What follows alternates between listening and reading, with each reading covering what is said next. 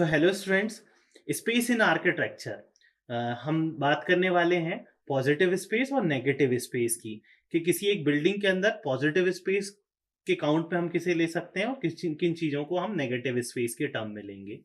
Generally हमारे पास एक specific space available होता है जिसके अंदर हमें कंप्लीट प्लानिंग करनी होती है एज पर द रिक्वायरमेंट। ज़रूरी नहीं कि रिक्वायरमेंट लिमिटेड ही हो।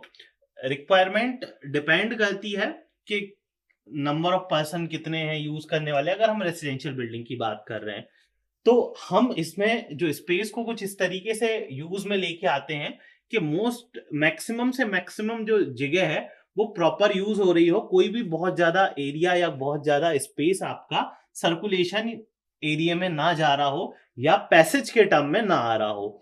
लेकिन जरूरत पड़ने के लिए या इस सर्कुलेशन को बनाए रखने के लिए हम इस तरीके को यूज करते हैं कि हमें कुछ स्पेस वहां पे प्रोवाइड करना पड़ता है।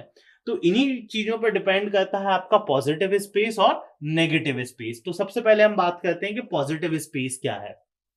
The space that taken up with the actual stuff like furniture, lighting, art work, accessories और अदर एरियाज।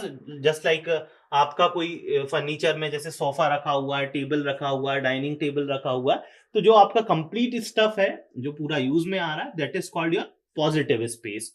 अब नेगेटिव स्पेस क्या है? मतलब वो सारा एरिया आपका पॉजिटिव टर्म में आ रहा है जिसको आप यूज कर पा रहे हो, प्रॉपर आपका वहां यूज में आ रहा है, लेकिन वो एरिया जो एम्प्टी है, जो खाली है, या space around between the anything else, जैसे आपने डाइनिंग के एरिया के लिए, सर्कुलेशन के लिए कुछ एरिया छोड़ दिया, वो आपका किस टर्म में आएगा? नेगेटिव एरिया के टर्म में आएगा। या फिर इसे और दूसरे मायने में समझ लेते हैं कि हमारा जो हॉल है उसमें हमने किचन में जाने के लिए, बेडरूम में जाने के लिए, वॉशरूम में जाने के लिए, बाहर पोर्च में या स्टेयर पे जाने के लिए कुछ एरिया ले रखा है, कुछ एरिया हमने छोड़ रखा है। वो सारा का सारा आपका किसी फर्नीचर के काम में नहीं आने वाला या किसी और वर्क के काम में, प्रॉपर स्टफ के टर्म में नहीं आने वाला, लेकिन वो एरिया रिक्वायर्ड था जिसके कारण आपका पॉजिटिव एरिया बिहेव कर पा रहा था प्रॉपरली।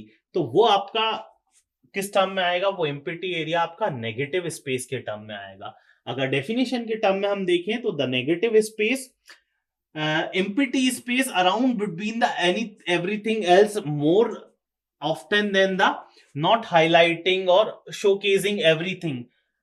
अगर एक इमेज के टर्म में देखें तो यहाँ पे एक आपको इमेज नजर आ रही होगी जिसमें आप अगर देखें तो इसमें आपको बीच में एक पोर्ट नजर आता है। व्हाइट स्पेस आप देखते हैं तो आपको पोर्ट नजर आता है, और अगर आप ब्लैक स्पेस को वहीं पे देखते हैं तो आपको दो फेसेस नजर आते हैं जो आमने सामने की तरफ फेस करके खड़े हुए हैं।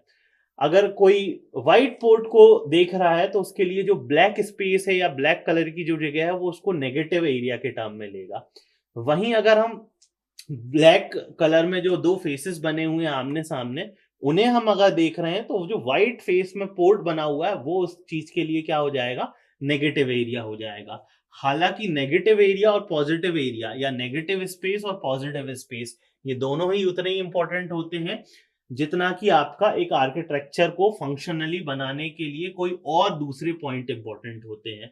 तो आपको ऐसा नहीं है कि हर एक स्पेस आप पॉजिटिव टर्म में लेंगे, आपको नेगेटिव स्पेस भी लेना होगा जिसकी मदद से आपकी बाकी चीजें सर्कुलेशन के टर्म में आएंगी। So thank you so much.